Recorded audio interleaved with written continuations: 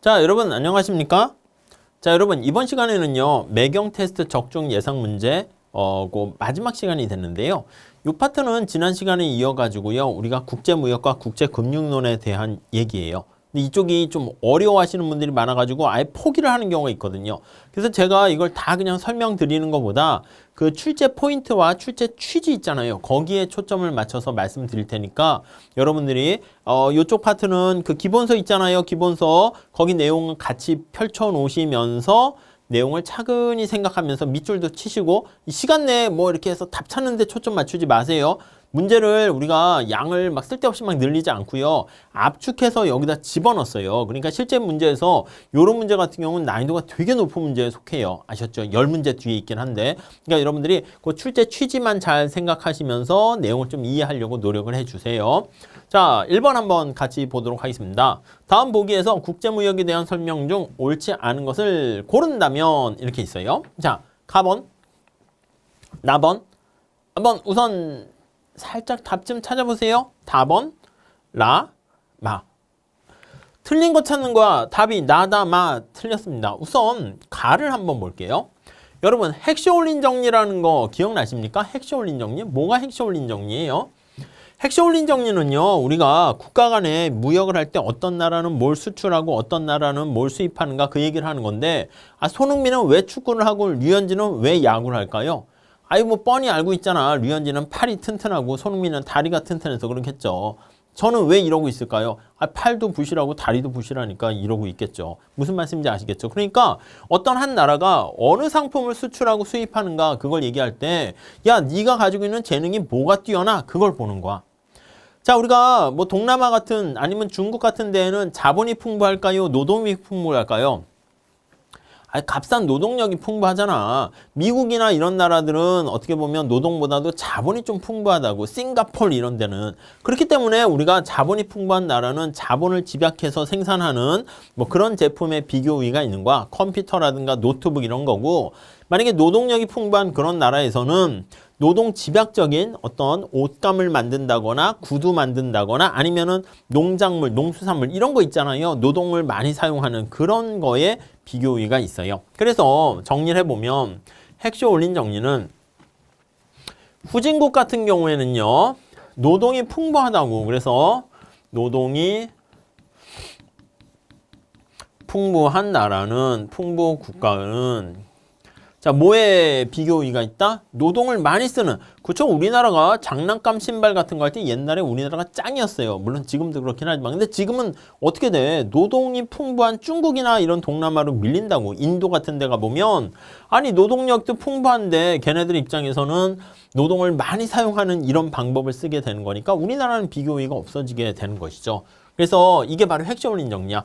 노동이 풍부한 나라는 노동 집약적인 제품에 비교 우위가 있다라는 거예요. 그래서 노동 집약적인 제품에 재화에 비교 우위가 있다. 네, 이렇게 정리하시면 되겠고요. 자, 그 다음에 요거 마부터 볼게요. 보호무역에 의하면 후진국의 모든 유치산업이 다 보호되어야 한다? 예, 요거는 좀 아니지. 왜냐면 모두는 아니라고. 어떤 산업이 유치산업이, 유치라는 게 말 그대로 꿈나무 산업이야. 인펜트, 그러니까 어린이 산업이야.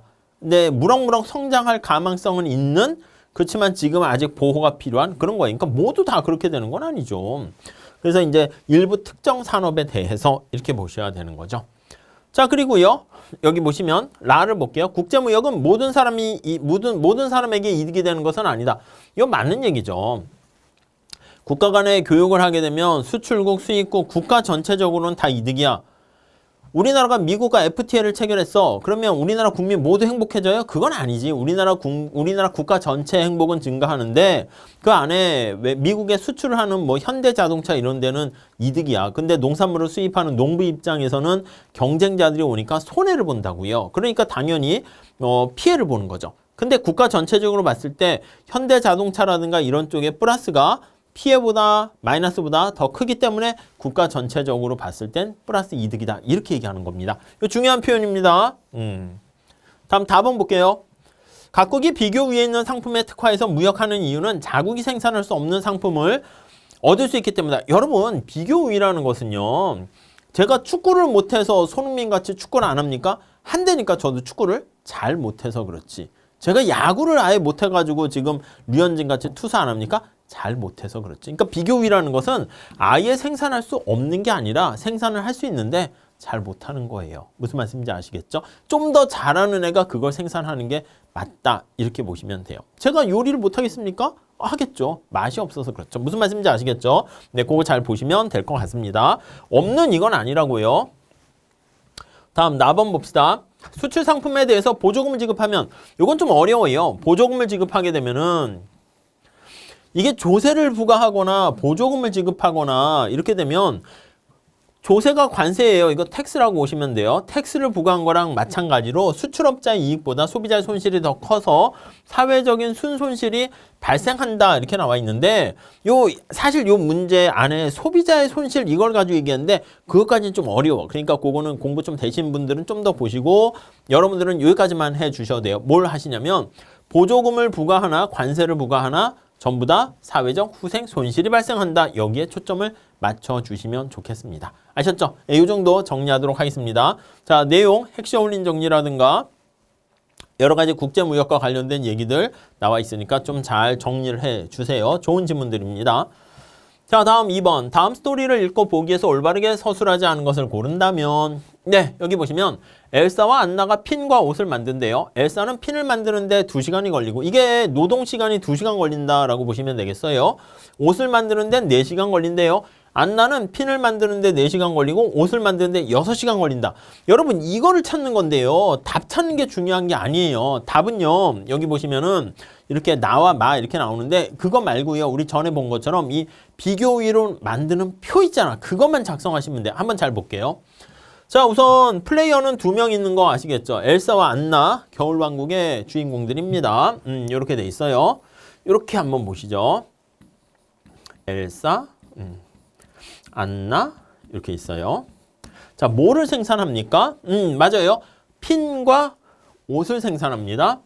핀을 생산하고 옷을 생산하고 아니 뭐 얘네들이 왜 이런 걸 생산해? 망했나 왕궁이? 아무튼 자 이렇게 돼 있는데 여기 숫자가 지금 노동 시간으로 돼 있어요. 그래서 여기 나와 있는 숫자가 L이다라는 걸 잘 체크하셔야 됩니다. L 아셨죠? L 자 그래서 엘사는 핀을 만드는데 2시간이 걸리고 옷을 만드는 데는 4시간이 걸리고 오케이 이해되셨죠? 그 다음에 안나는 어떻게 됩니까? 라고 하면 안나는 핀을 만드는데 4시간이 걸리고 옷을 만드는데 6시간이 걸린다. 이렇게요. 우리가 절대 우위로 따지게 되면 핀을 만드는데 절대적으로 시간이 작은 건 엘사가 작죠. 2대4니까 이게 작을수록 좋은 거잖아. 엘사가 절대 우위가 있고 옷을 생산하는데도 엘사가 더 작으니까 엘사가 절대 우위가 있어요. 자 다시요. 핀과 옷 모두 엘사가 절대 우위가 있다라는 거 잘 정리를 하시면 될 것 같습니다. 오케이 거기까지 잘 됐죠? 근데 이거 말고요. 우리한테 중요한 건 비교 우위를 찾는 거예요. 자 비교 우위 한번 찾아보시죠. 자 이거 우리 L로 돼 있잖아. 그럼 이거 파고드세요. 전법을 써야 되는 거 아시겠죠? 자 그러면 생각해봐. 엘사가 핀을 생산하거나 옷을 생산하는데 핀을 생산하게 되면 옷을 생산을 못해요. 옷을 생산하면 핀을 생산 못하고 자 근데 이걸 기회비용으로 바꾸려고 해요. 자 그래서 기회를 빼도 돼요. 그냥 비용으로 바꾸려고 합니다. 어떻게 바꿉니까 하면 이게 파고드세요 전략을 쓰면 되는 거야. 자 그래서 핀의 기회비용을 옷으로 표현한다라고 하면 옷 숫자가 밑으로 파고드세요 이렇게 하면 돼요.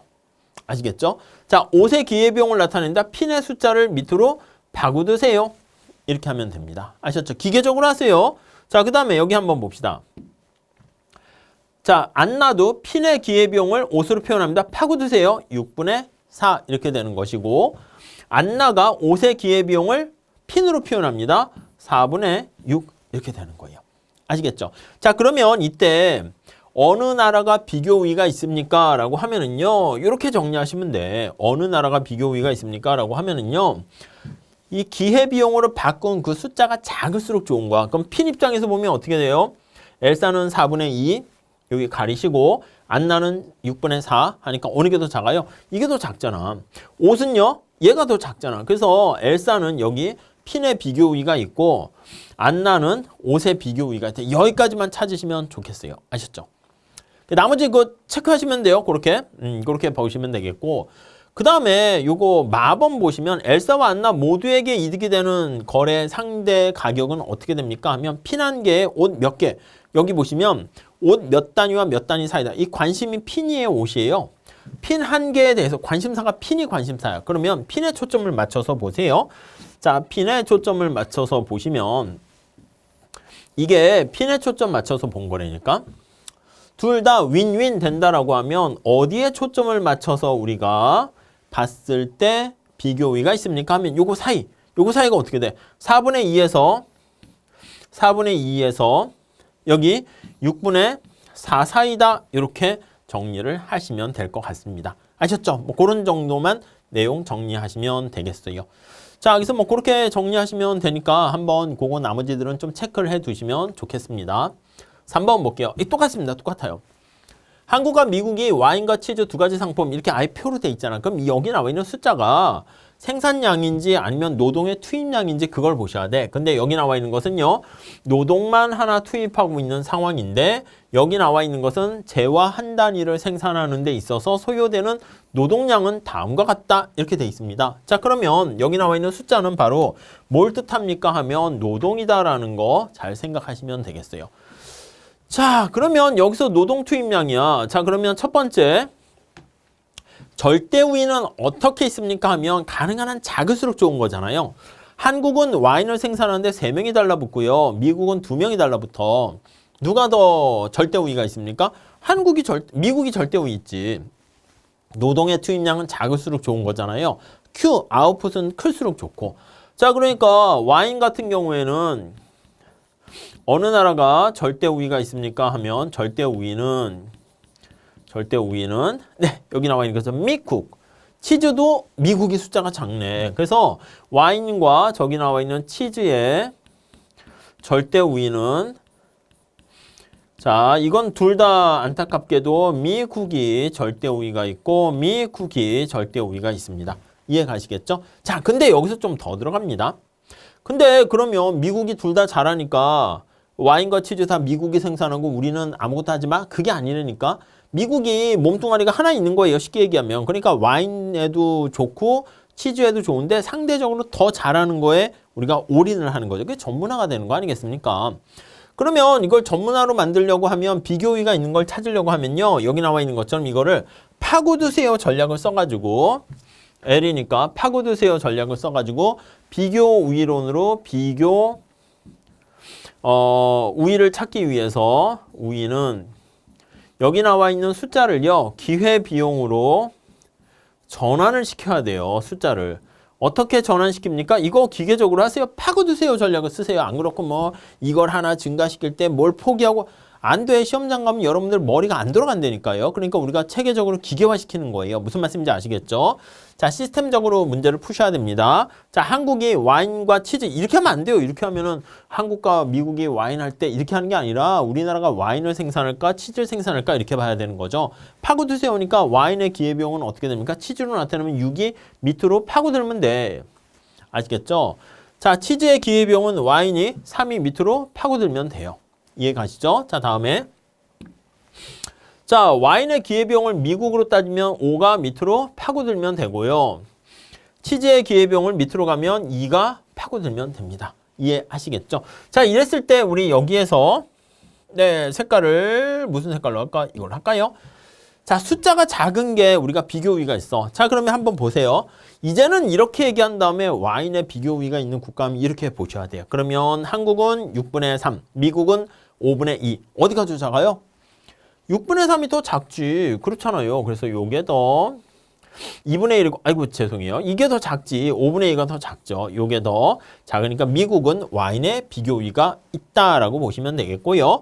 그 다음에 치즈 같은 경우는 이게 기회비용으로 바꾼 거니까 어떤 게 작아요? 2분의 5는 2.5잖아요. 3분의 6은 2잖아요. 그러니까 치즈는 한국이 비교 우위가 있다. 이렇게 보시면 되겠습니다. 아셨죠? 그래서 여러분들 그것만 잘 비교 우위만 찾으시면은 사실 문제가 해결되는 거니까 그것만 잘 좀 체크하시면 되겠습니다. 자, 그래서 요거 관련된 내용들 쭉 보시면요. 라가 틀렸어요. 나머지들 뭐 쉽게 알 수가 있으니까 한번 보시죠. 한국이 치즈에 비교 우위가 있다. 맞고요. 여기 보시면 한국에서 와인의 상대 가격은 이게 바로 기회비용을 나타낸 겁니다. 자, 다시 보세요. 기회비용으로 바꿨잖아요. 요 숫자 그대로 읽으시면 돼요. 한국의 와인에 대한 기회비용 6분의 3이야. 0.5죠? 그게 바로 와인에 대한 상대 가격이 돼요. 이것도 마찬가지야. 미국의 와인의 상대 가격은 5분의 2 나타내니까 0.4 맞죠? 자, 두 나라가 와인에 대해서 모두 이득을 얻는 거예요. 모두 이득을 얻는다. 와인에 대해서예요. 와인에 대해서 여러분들. 우리가 앞에서 본 것처럼 와인에 대해서 본다라고 하면 이 사이에 있을 때 우리가 와인 놓고 보면 요거야. 그래서 와인에 대해서 보면 5분의 2 보다는 크고 그 다음에 국제시장의 가격이 그 다음 여기 보시면 우리나라는 6분의 3이잖아. 그러니까 6분의 3보다는 작을 때 요 사이에 있을 때 둘 다 윈윈 이렇게 된다는 거 알 수 있습니다. 근데 0.3 딱 여기에 걸려. 그러니까 0.4보다는 크고 0.5보다는 작고 이렇게 해야 돼요. 그러니까 0.4는 아니에요. 0.4보다는 크고 이렇게 해야 돼요. 아셨죠? 그래서 우선 여러분들은 요 기회비용, 절대 우위는 그냥 쉽게 볼 수 있으니까 보시고 기회비용으로 바꿔가지고 비교 우위가 무엇인가 그거 찾는 거 거기에 초점 맞추시면 되겠습니다. 자, 문제 똑같습니다. 아셨죠? 계속 잘 정리해 주시기 바랍니다. 자, 이번에는요. 앞에서는 두 개, 한국이 와인과 치즈 이렇게 생산하는 두 국가가 두 개의 상품이 있는 건데 여기 보시면은요. 이거는 한국과 미국, 중국 이렇게 와인과 강철을 생산하는 상황이다 라고 보시면 되겠어요. 이건 세 개를 선택하는 건데 자, 제가 아이디어만 말씀드릴 테니까 한번 잘 봐주세요. 자, 우선 첫 번째 요걸 기억하셔야 됩니다. 여기 나와 있는 숫자가 Q인 아웃풋인 Q가 되는 것입니까? 노동이 됩니까? 그걸 파악하셔야 돼. 여기 보시면 노동량이야, 노동량. 숫자 L이다 라고 생각을 하시면 되겠습니다. 이해 가시겠죠? 그러면 이렇게 됐고요. 자, 그랬을 때 우리가 이거 기회비용으로 바꿔주셔야 돼요. 어떻게 된다고요? 어떻게? 아니, 노동이면 이게 꽃게임 같이 생겼잖아. 그래서 이게 파고드세요 전략을 써야 된다니까요. 파고드세요 전략. 자, 그러면 한국의 와인에 대한 기회비용은 어떻게 계산합니까? 하면 요게 밑으로 파고들어요. 그래서 강철 요게 파고들어 6으로. 자, 강철에 대한 기회비용을 와인으로 표현합니다 라고 하면 요거 밑으로 파고들어요. 3 이렇게. 아셨죠? 자, 미국도 볼게요. 미국은 어떻게 됩니까? 라고 하면 미국도요. 이거 와인에 대한 기회비용을 5가 파고들고요. 2가 파고들고요. 다음에 중국도 밑으로 파고들면 2가 파고들고요. 4가 파고들고요. 이렇게 됐죠. 자, 여기 보시면 와인에 대해서 우리가 상대 가격이라든가 이런 것들 살펴보고 있어요. 한국의 와인의 상대 가격은 얼마입니까? 한국 와인 그대로 읽으면 돼. 6분의 3이니까 0.5. 중국의 와인의 상대 가격은 어떻게 됩니까? 2분의 4니까 2. 이렇게 보시면 돼요. 이게 우선 제일 중요합니다. 아셨죠? 자, 그래서 여기 보시면 옳지 않은 것은 보면 라인데요. 라 하나 볼게요. 한국은 미국과 중국에 비해서 와인 생산에 비교 우위가 있다? 여러분 이거 한번 가만히 생각해 보시면 우리가 앞서 살펴봤는데요. 자, 색깔 좀 진한 색깔로 합시다. 와인이 우리의 관심사야. 와인의 포인트를 맞춰가지고 우리가 표현을 하려고 합니다. 자, 와인의 포인트 맞춰 있다는 거 잘 보세요. 한국의 와인의 생산 비용, 기회비용은 6분의 3이야. 어느 게 더 작아요? 미국이 더 작네. 그래서 미국 같은 경우가 제일 작아요. 미국이 5분의 2가 되고요. 그 다음 한국입니까? 그 다음에 한국이 와인에 대한 생산 비용이에요. 기회비용으로 나타낸 거예요. 어떻게 됩니까? 한국이 6분의 3 이렇게 돼 있고요. 중국은 얼마가 됩니까? 중국은 여기 나와 있는 것처럼 2분의 4 이렇게 되니까 이렇게 돼 있다라는 거 알 수가 있습니다. 이해가 가시겠죠? 그럼 한국 입장에서 봤을 때는요. 한국은 기회비용으로 표현했잖아. 중국보다는 비용이 싼 거야. 그러니까 한국은 정리할게요. 한국은 와인에 대해서 볼 때, 와인 시장에 대해서 볼 때 중국에 비해서는 가격이 더 싸. 그러니까 중국에 대해서는 비교 우위가 있어요. 중국에 대해서는 비교 우위를 지니고 그러니까 우리나라가 더 싸게 생산하니까. 근데 미국에 대해서는 어떻게 해요? 비교 열이다라고 보셔야 되겠네요. 아셨죠? 그러니까 이게 세 개가 있는데 한국은 중간에 꼈어. 그래서 미국과 중국에 비해서 와인 생산에 비교 우위가 있다? 아니요. 중국에 대해서는 비교 우위가 있는데 미국에 대해서는 비교 우위가 있는 것은 아니다. 이렇게 보시면 될 것 같습니다. 아셨죠? 그런 것만 주의해서 잘 체크해 보시면 되겠습니다. 이거 좀 쉬운 건 아닌데 보통 우리가 경제학 시험 문제에서 이렇게 세 개의 국가, 뭐 재화가 세 개 이런 것까지 확장하긴 해요. 그래서 이거 어렵지 않은 거니까 천천히 한번 보시면 이게 당황하지 않고 문제를 풀 수 있을 거예요. 아셨죠? 네, 잘 보시고. 5번, 이거는 이제 그래프로 표현한 거야. L4국과 한수국의 생산 가능 곡선이에요. 우리가 앞에서는요, 기회비용을 막 설명할 때, 앞에 한번 볼까요? 기회비용을 설명할 때 이것도 그랬고요. 이 기회비용, 이 여기서 말하는 게 비용이 기회비용이에요. 기회비용. 한국에 대해서 우리가 봤고요. 여기 보시면 하나만 더 봅시다. 이것도 마찬가지예요. 기회비용이고요. 이 더 앞에서도 마찬가지예요. 이것도 다 기회비용으로 전환시킨다고 그랬잖아. 근데 이거를요. 우리가 생산 가능 곡선으로 표현했을 때 어떻게 되는가 그거를 나타내려고 하는 겁니다. 자, 이거 하나만 볼게요. L4국만 봅시다. L4국. 기회비용으로 표현을 하는 건데 자, L4국 보시면 여기가 햄버거예요. 햄버거. 여기가 아이스크림이 돼요. L4국은 이렇게 돼 있는 거 알 수 있어요. 이게 생산 가능 곡선이야. 자, 생산 가능 곡선. 여러분, 생산 가능 곡선 다시 한번 생각해 볼게요. 어느 한 국가가 생산을 할 때 최대한 생산할 수 있는 양을 나타내는 것인데요. 우선 첫 번째 기억하셔야 될 거는 햄버거를 한 단위 생산하기 위해서요. 뭔가를 포기해야 돼. 이 기울기가 뭐냐면 이 기울기가 기회비용이라는 거예요. 왜냐하면 여기 나와 있는 햄버거를 한 단위 생산하기 위해서 아이스크림을 얼마나 포기해야 되는가 이걸 나타내요. 그래서 생산 가능 곡선의 기울기는 기회비용인데요. 뭐의 기회비용을 의미한다?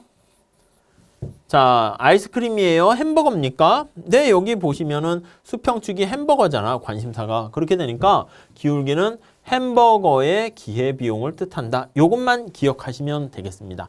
자, 그러면 L4국의 생산 가능 곡선과 한스의 생산 가능 곡선과 기울기를 한번 살펴볼게요. 그러면 여기 햄버거의 기회비용이에요. 기회비용.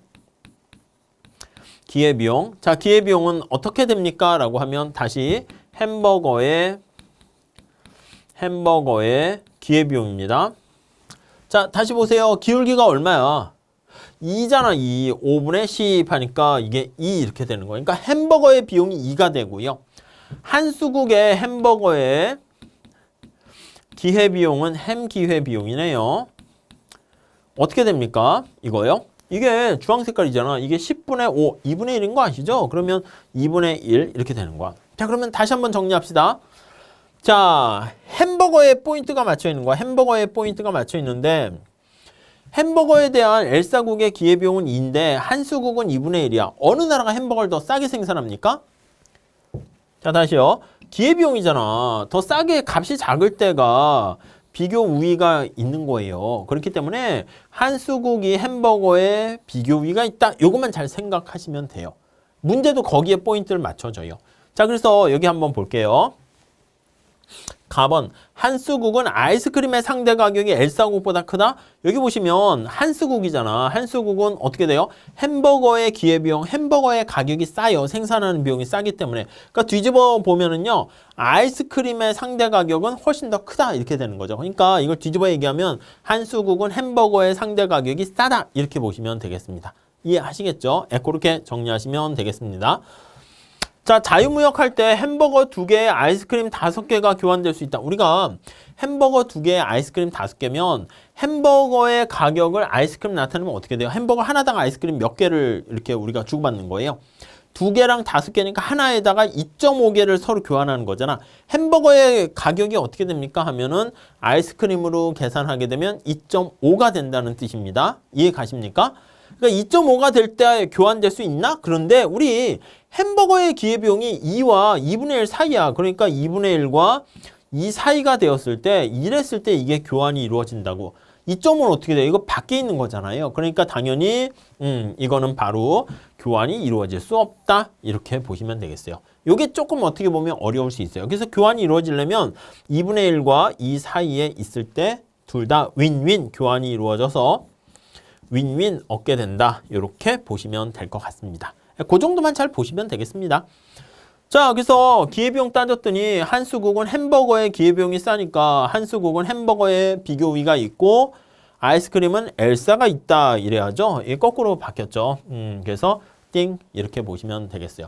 그래서 앞에서 얘기한 것처럼 표로 나타내는 게 있고 이 그래프로 하는 것도 있는데 그래프도 왕왕 출제가 되니까 여러분들 잘 좀 체크해 주셨으면 좋겠습니다.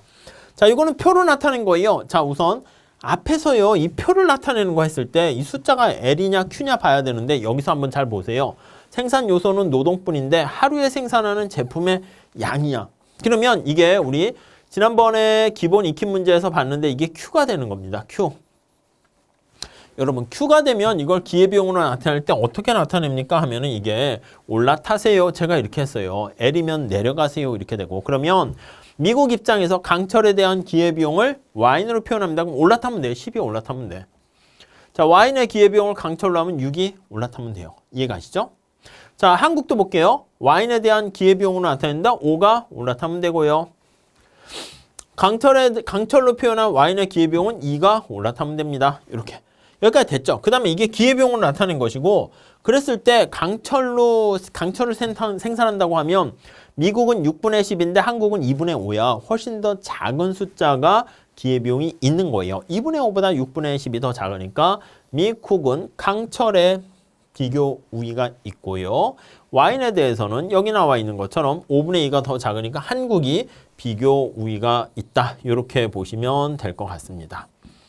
우위 이렇게요. 아시겠죠? 나머지들은 여러분들 한번 좀 봐보세요. 앞에 했던 거랑 똑같기 때문에 뭐 별로 어려운 건 아니고 요거 하나 생산 가능 곡선이 앞에서 본 것처럼 직선일 때는 완전 특화가 된다. 그거는 그냥 머릿속에 넣어두시면 되겠습니다. 그리고 우리한테 중요한 거는 어떤 거에 비교 우위가 있어가지고 이런 거 있잖아. 한국이 수출하는 제품은 무엇이다? 한국은 와인에 비교 우위가 있으니까 당연히 한국은 뭐를 수출합니까? 와인을 수출하고 강철을 수입한다. 이렇게 보시면 되겠죠. 그러니까 그런 정도 내용만 체크하시면 되겠습니다. 넘어갈게요. 자, 똑같은 문제니까.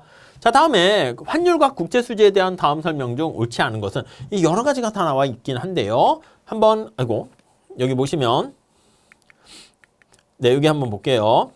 어떤 게 됩니까? 라고 하면 하나하나씩 잘 보셔야 됩니다. 자, 우선 여기 보시면 가와 다가 거기 보시면 틀렸는데요. 가 한번 볼게요. 환율이 상승하면 이렇게 나와 있어요. 환율이 상승하면 여러분 환율이 상승하게 되면요. 미국 상품의 가격이 비싸지는 거 아니겠습니까? 자, 그럼 우리가 이렇게 할게요. 교역 조건이 뭔가 한번 볼게요. 자, 교역 조건은요. 여기다 한번 정리합시다. 저 앞에서 잠깐 얘기한 적은 있는데요. 것이 앞부분 할 때 수출품 가격과 수입품 가격의 비율이야. 이걸 무슨 뭐 환율과 교역 조건의 역수분에 암기하지 마세요. 암기해도 별로 쓸모가 없어. 우리 시험은 정확하게 이해를 하셔야 돼요. 그러면 교역 조건은 수출품의 가격에 우리나라가 생산하는 게 수출품 가격이죠. 그것을 수입품의 가격으로 나눠주는 겁니다. 수입제의 가격으로. 자, 그러면 여기 한번 생각을 해보면 환율이 올라갔다라고 하면 미국 물건의 가격이 비싸지는 거예요. 그래서 환율이 상승하게 되면 미국 물건의 가격이 달러의 가치라니까. 그러니까 달러로 만들어진 그 상품의 가격이 비싸지니까 수입품 가격이 비싸죠. 그러면 교역 조건은 악화된다. 그냥 이 식에서 그냥 바로 보이셨으면 좋겠습니다. 그래서 띵 틀린 거야. 자, 나번은 이거 계산하실 수 있겠죠. 구매력 평가설에 따른다라고 하면 이거 어떻게 돼요? 우리나라 물건의 가격은 뭐랑 같냐면 미국의 물건 가격에 그거랑 구매력 똑같아야 된다는 겁니다. 그러니까 한국에서는 햄버거 가격이 얼마라고요? 2,000원 이렇게 있어요. 2,000원. 미국에는 햄버거 가격이 얼마라고요? 2달러 이렇게 돼 있어요. 이해가시죠? 자, 그러면 2,000원과 2달러를 연결시켜주는 요거 계산하는 거. 이게 달러 대비 이거 나눠주면 되는 거잖아. 얘는 어떻게 됩니까? 그럼 2달러 이걸로 나눠주면 돼요. 2달러 이걸로 나눠주면 돼요. 나눠주게 되면 얘와 얘 지워지죠. 그러면 이거는 1달러는 1,000원 이렇게 해서 계산되는 겁니다. 그래서 그게 바로 1달러당 1,000원. 뭐 어려운 얘기는 아니고요. 다음 답은 보시면 자 여러분 국민저축은 불변이야. 우리나라가 가지고 있는 저축은 불변인데 순해외 투자가 증가했어요. 그럼 이건 뭐야? 우리나라가 해외로 돈을 투자를 많이 했다는 겁니다. 자 그러면 달러 돈이 밖으로 나가는 거야. 자본 축적이 외국에 지금 투자해서 외국의 자본 축적이 이루어지는 거지 우리나라의 자본 축적이 이루어지는 게 아니잖아요. 무슨 말씀인지 아시겠죠? 네, 오케이. 그렇게 보시면 되겠습니다. 아, 우리나라 돈을 가지고 아프리카에 투자해서 아프리카에 고속도로 지어준다고 해봐. 그럼 아프리카의 자본이 축적돼서 경제 성장이 되는 거지 우리나라의 경제 성장이 됩니까? 그게 아니잖아. 무슨 말씀인지 아시겠죠? 자, 다음 라번 봅시다. 수출은 외환의 공급으로. 여러분, 수출을 했어. 그러면 물건이 현대자동차가 수출하면 자동차가 해외로 나가면서 뭐가 들어와요? 아이 그치 돈이 들어오겠지. 달러로 된 돈이 들어온다고요. 그러니까 달러가 우리나라에 많아지면 달러의 가치가 떨어지게 돼서 환율이 떨어진다. 이렇게 보시면 되겠습니다. 자 그래서 수출은 외환이 들어오는 공급이 되고요. 우리가 외제 뭐 BMW 벤츠를 사려고 해. 그럼 우리나라 원화로 살 수 있어요? 안 되지. 달러로 환전해야 되잖아. 그러니까 달러에 대한 수요가 바로 수입이다. 이렇게 보시면 되겠습니다. 자, 그 다음 마번은 그냥 암기하세요. 경상수지는 순해외 투자랑 항상 같은 말이다. 이렇게 머릿속에 넣어두세요. 아셨죠? 경상수지는 뭐예요? 경상수지는 얘는 수출 빼기 수입이에요. 그건데 요 금액은 바로 뭐랑 같습니까? 하면 순해외 투자랑 값이 같다. 이렇게 머릿속에 정리해 두시면 좋겠습니다. 그냥 이거는 그냥 암기해 두세요. 자, 다음 8번 한번 봅시다. 8번은 다음 신문기사를 읽고 그 결과로서 올바르게 서술하지 않은 것은 얘기가 깁니다. 뭐야 한국에도 꾸준히 사랑을 받고 있는 상품이지만 초코파이는 해외에서도 유명하다. 오 그러네요. 초코파이가 글로벌 인기를 얻고 있는 이유에는 중독성이 강한 맛이 첫 번째이다. 오리온 1997년 중국에 생산 공장을 건설하여 해외 시장에 본격적으로 진출했대요. 중국에는 좋은 친구라는 뜻의 하오리오라는 파이로 현지 제품명을 정하고 중국인들에게는 인간관계에서 가장 중시하는 가치인 인자를 패키지에 삽입하는 감성 마케팅을 펼쳤다. 이와 같은 전략을 바탕으로 중국 고객 추천지수 파이 부분 5년 연속 1위, 중국 브랜드 파워지수 파이 부분 3년 연속 1위 등의 파워를 과시하고 있다. 예, 약간 그러네. 아무튼 초코파이가 잘 되고 있다는 얘기네. 뭐 그거 어쩌다고? 그래서 여기 보시면 틀린 거, 여기 내용과 관련된 거 있죠. 가번 어때요? 나번 어때요? 만만치 않죠? 답은 어때요? 라? 네, 맞아요. 답 찾았습니까? 틀린 거 찾는 거예요. 가번 한번 보시죠. 외환의 공급이 늘어난다. 이해되세요? 아니 초코파이를 많이 생산해서 수출했어. 달러가 많이 들어오지 않겠습니까? 물론 중국에 위안화가 들어오겠죠. 외환이니까 외국 화폐라고 보시면 돼요. 공급이 늘어난다. 뭐 맞겠죠. 자 우리 달러라고 생각을 하고 합시다. 뭐 중국이긴 하지만 뭐 똑같은 얘기야. 나라만 달라졌지만 달러의 공급량이 들어와서 달러가 많아져요. 달러 가격 어떻게 돼? 떨어져요? 올라가요? 달러가 풍부해지면 달러의 가격은 하락한다니까. 자, 우리나라가 이렇게 있는데 외환시장이 이렇게 있잖아요. 여기 보시면 원화와 달러의 비율을 나타내요. 근데 이게 바로 두 개의 비율이 바로 환율 이렇게 되는데 해외에서 달러가 유입되는 거야. 초코파이가 많이 팔려가지고 달러가 많이 들어오게 되면 달러의 양이 이렇게 많아지지 않겠습니까? 달러의 양이 많아지지 않겠습니까? 그럼 달러 가격은 어떻게 되겠어요? 떨어지지. 그게 환율이라니까 하락한다 이렇게 해야죠. 그래서 틀렸습니다. 자 원화에 대한 수요가 증가하고 순수출이 증가한다. 뭐 순수출은 증가하겠죠. 근데 여기 나와 있는 것처럼 달러가 이렇게 많이 들어오게 되는 거잖아요. 그러니까 원화에 대한 수요 이거랑 관련이 없는 거죠. 그래서 여기 보시면 요건 좀 애매해요. 여기 보시면 이렇게 할게요. 환율이 하락하잖아. 환율이 하락하게 되면 어떻게 됩니까? 라고 하면 달러가 들어왔어요. 달러가 들어왔기 때문에 원화에 대한 수요가 증가하는 거. 요까지 맞아요. 요까지는. 왜냐면 여기 잘 보세요. 달러가 들어왔잖아요. 달러가 들어왔잖아요. 수출을 해가지고. 그럼 여기 한번 잘 보세요. 그러면 이 달러가 우리나라에 들어왔는데 이걸 가지고 물건을 사 먹을 수는 없다고. 그러니까 당연히 어떻게 돼요? 이 들어온 달러가 환전을 해야 된다고. 그래서 환전을 하기 위해서 원화로 환전을 해야겠죠. 우리가 밥 주세요 해놓고 달러 내면은 이게 당황하잖아요. 그러니까 환전할 때 달러가 많이 있으니까 원화로 환전한다고요. 그래서 여기다가 잠깐 쓰면 원화로 환전을 하게 되고요. 그렇게 원화로 환전하는 과정에서 원화에 대한 수요가 증가한다. 여기까지 맞는 거예요. 자, 그리고 그러면 환율이 하락하게 되면 당연히 우리 외국의 물건이 싸지게 된 거니까 그 다음에는 수출이 감소하고요. 수입이 증가한다. 이렇게요. 보시면 되겠습니다. 아시겠죠? 그러니까 환율이 달러, 외국 돈의 가치라고 보시면 돼요. 그래서 달러의 가격이 떨어지게 되면 외국 물건의 가격이 싸졌으니까 초코파이야 뭐 그렇고 당연히 외국 물건에 대한 가격이 싸져서 수입을 더 많이 하게 된다라는 거 알 수 있습니다. 그러니까 순수출이 증가하는 게 아니라 순수출이 하락한다. 이렇게 보세요.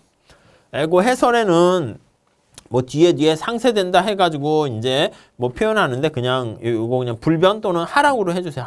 하락이 더 나을 것 같아요. 헷갈릴 수 있으니까 이 정도로 봐주세요. 자, 다시요. 그래서 외환이 우리나라에 들어오게 되었다. 외환의 가격이 환율인데 달러가 많이 들어왔다. 달러 가격 떨어진다. 이렇게 정리하시면 되겠습니다. 아셨죠? 자, 이렇게 보시고요. 다음 문제 보도록 하겠습니다. 자, 구매력 평가설과 이자율 평가설이 성립할 때 이거 잘 체크해 주세요. 여러분, 구매력 평가설이고요. 이자율 평가설이에요. 이거 구매력 평가설이 PPP 이렇게 돼 있는 거예요. PPP. 구매력, purchasing 이거예요. 평가설, 그래서 parity 그렇게 보시면 되겠어요.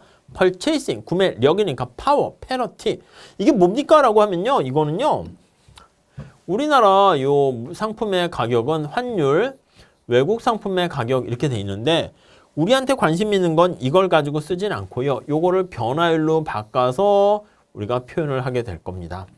자, 그러면 여기 나와 있는 것처럼 물가 상승률 얘는 이해 가시겠죠? 환율이 얼마나 변화하는가 요거요. 이거 거의 암기하세요. 좀 힘들어 보이긴 하지만 조금만 해두시면 돼요. 여기요. 외국 물가 상승률 이렇게 돼 있습니다. 오케이, 돼 있죠? 자, 그 다음에 이자율 평가서는 어떻게 됩니까? 라고 하면 IRP야, IRP. Interest Rate Parity가 되는 거예요. 자, 우리나라 이자율은요. 해외의 이자율에다가 오케이. 그 다음에 환율이 얼마나 올라가니 이렇게 되는 거라고요. 이렇게. 네, 이해가 가시겠죠? 자, 그런데 여기 나와 있는 것처럼 여기 환율의 변화율은요. 얘가 그대로 이렇게 올 수가 있습니다. 이렇게요. 이해 가시죠? 자, 얘는 명목이자율이에요. 명목이자율. 자, 이거 어려워하지 마시고 그냥 암기하셔야 돼요. 이거 계산 문제도 나오고 말도 이걸로 푸는 거니까 얘를 여기다 집어넣습니다. 집어넣으면 어떻게 돼요? 집어넣으면 요거 P 마이너스 요거가 되는 거니까 정리하면 얘를 넣어요. 그러면 명목이자율 빼기 얘를 물가상승률로 쓸 수 있어요. 물가상승률 얘도 해외 물가상승률 이렇게 쓸 수가 있게 돼요. 물가가 원래 얼마나 더 증가했니? 그게 물가상승률이잖아요. 이렇게 쓴다고. 그래서 여기 명목이자율에서 우리나라의 물가상승률 뺀 거랑 해외 명목이자율에서 빼기 해외의 물가상승률 이렇게 빼게 되는 것이고요. 결국 이거를 정리하게 되면 여기 나와 있는 것처럼 얘가 바로 뭡니까 하면 이게 실질이자율이야. 실질이자율. 그리고 이것도 마찬가지야. 해외 실질이자율 이렇게 되는 거예요. 해외 실질이자율. 그래서 요게 성립하게 되잖아요. 그러면 국내 실질이자율과 해외 실질이자율이 똑같다 이겁니다. 자, 그래서 이게 다음 중 옳지 않은 것은 하면 넷 중에서 우리가 하나하나 그 시시콜콜 보는 것보다 구매력 평가설과 이자율 평가설이 성립할 때 첫 번째 뭘 알 수 있습니까 하면 우리나라와 미국의 실질 이자율은 동일하다. 이거를 여기서 알 수가 있어요. 그냥 그대로 성립하는 겁니다. 아셨죠? 그거 하나 잘 보시고 그 다음에 구매력 평가설 여기 보시면 각각 한국과 미국의 명목이자율이 각각 이렇게 주어져 있어요. 물가상승률이 한국의 물가상승률이 3%로 다 주어져 있어요. 그럼 여기다가 필요한 값들을요. 대입을 한번 해보시면 되겠습니다. 세게 대입합시다. 세게. 붓펜으로 세게 합시다. 검정색깔로 해볼까요? 자, 한국과 미국의 명목이자율이 3%, 5%. 한국이 5%야.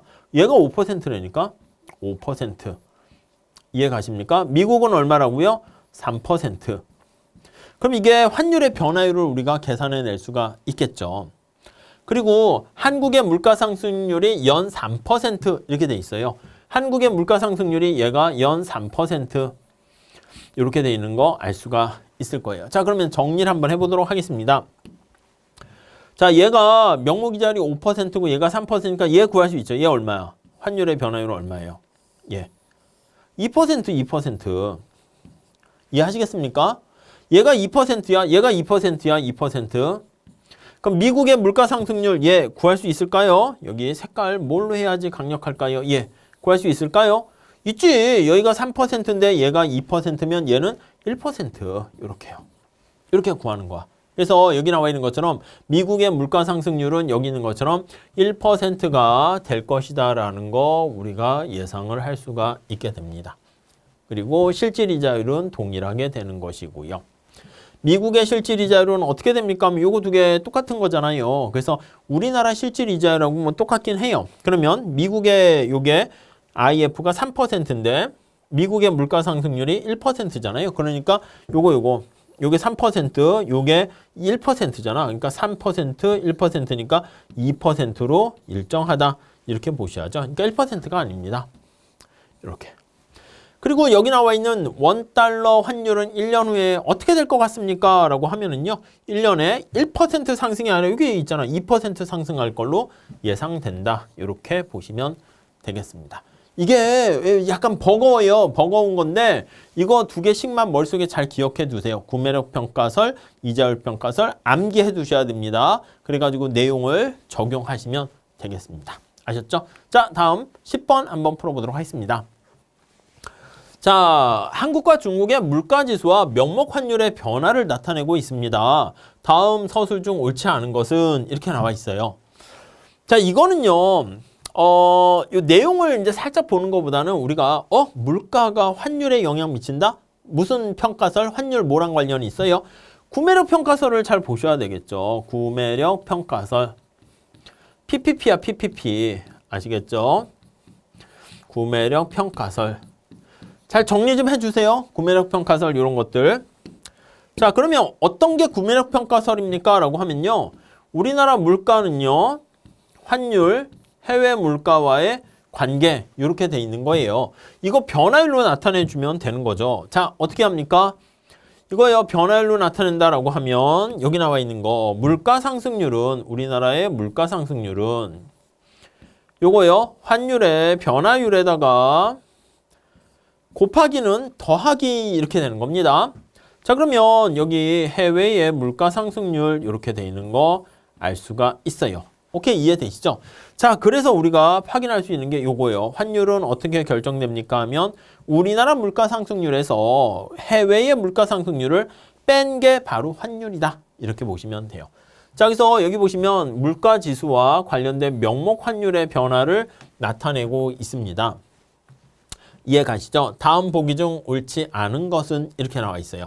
자, 우선 내용을 살짝 보시면요. 답을 한번 볼게요. 한국의 통화 증가율이 중국보다 낮을 것이다. 여기 보시면은요.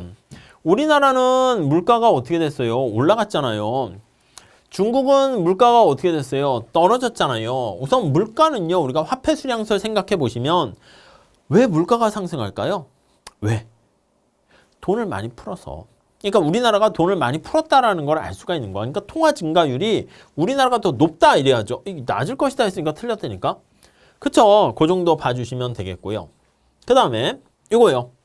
명목 환율의 변동은 구매력 평가설과 일치한다. 이게 바로 나타내는 거야. 명목 환율의 변동은 구매력 평가설에 딱 맞아 떨어진다라는 거. 그게 바로 빅맥 지수가 되는 것이죠. 오케이, 맞고요. 4번. 한국의 대중국 순수출이 증가할 것이다. 여기 보시면 환율이 어떻게 됐습니까? 환율이. 위안화 대비 원화에 여기 보시면 명목 환율 이렇게 나타내고 있어요. 네, 이해 가시겠죠? 네, 그렇게 보시면 되겠습니다. 그래서 여기 보시면 이게 구매력 평가설로 이제 나타내게 된 거예요. 그래서 여기 한번 볼게요. 여기 보시면 명목 환율은 지금 100인데 여기 보시면 두 나라의 물가지수 요거를 한번 생각을 해보시면은 중국의 물가지수가 여기 보시면 120이고요. 우리나라의 물가지수가 100 이렇게 돼 있어요. 그럼 환율이 얼마나 변할 겁니까 하면 이거는 20% 이렇게 돼 있는 거 알 수가 있어요. 자, 근데 여기 보시면 이게 이렇게 됐어. 우리나라 물가는 올라갔고요. 중국의 물가는 내려갔습니다. 이게 내려갔어요. 그렇죠? 이게 내려갔고 얘는 올라갔으니까 얘는 어떻게 하냐면 엄청나게 올라갈 거라는 거 알 수가 있게 됩니다. 그렇죠? 네. 그래서 우리나라에 대한 그 순수출이 당연히 영향을 받지 않게 되는 거죠. 여기 보시면 실질 환율은 불변이다 이렇게 나와 있잖아요. 여기 보시면 이렇게 보셔야 돼요. 요거는 조금 어려울 수 있을 거예요. 우리가 얘기하는 순수출 이렇게 얘기할 때는요. 우리가 수출과 수입과 같은 소비 이런 것들은요. 실질 환율에 영향을 받거든요. 실질 환율에 의해서 영향을 받는 거예요. 요 공식만 보시고 요까지는 그냥 살짝 넘어가셔도 돼요. 어렵거나 버거우신 분들은. 근데 우리가 실질 환율은요. 지난번에 잠깐 앞에서 얘기했는데 이 어떤 여기 나와 있는 값을요. P로 나눠주게 되면 그게 바로 실질 변수가 되는 거야. 명목 임금이 있으면 그걸 P로 나눠주면 실질 임금이 되는 것이고 명목 이자율이 있으면 그걸 P로 나눠주면 실질 이자율이 되는 거예요. 그건 이제 변화율로 해서 빼주긴 하겠죠. 이걸 P로 나눠주는 거야. 이걸 P로 나눠줍니다. 이걸 P로 나눠줘요. 이렇게요. 자, 그러면 구매력 평가설에서 여기 보시면 물가가 변하잖아. 그럼 환율이 거기에 맞춰서 조정 역할을 해주는 거야. 그래서 우리가 구매력 평가설이 성립한다 이렇게 되면은요. 얘가 어떻게 돼? P와 P 지워지면 1로 이게 상수로 이렇게 일정하게 변하게 됩니다.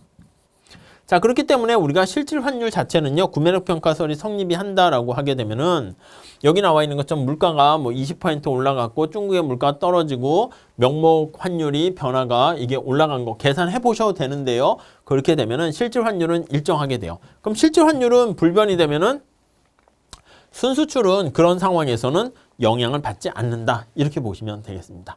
아셨죠? 그래서 그건 좀 어렵긴 해요. 그래서 여러분들은 어떤 걸 보셔야 되냐면 여기 나와 있는 것처럼 이 구매력 평가설의 이 관계식 요거까지만 좀 잘 봐주시고 그 다음에 물가가 올라갔다? 왜 올라갔지? 아, 돈을 많이 찍어서 그렇구나. 이렇게 정리를 하시면 되겠습니다. 자, 이렇게 해가지고요. 우리가 그 국제무역과 국제금융까지 해가지고요. 우리가 매경 테스트 문제를 살펴봤어요.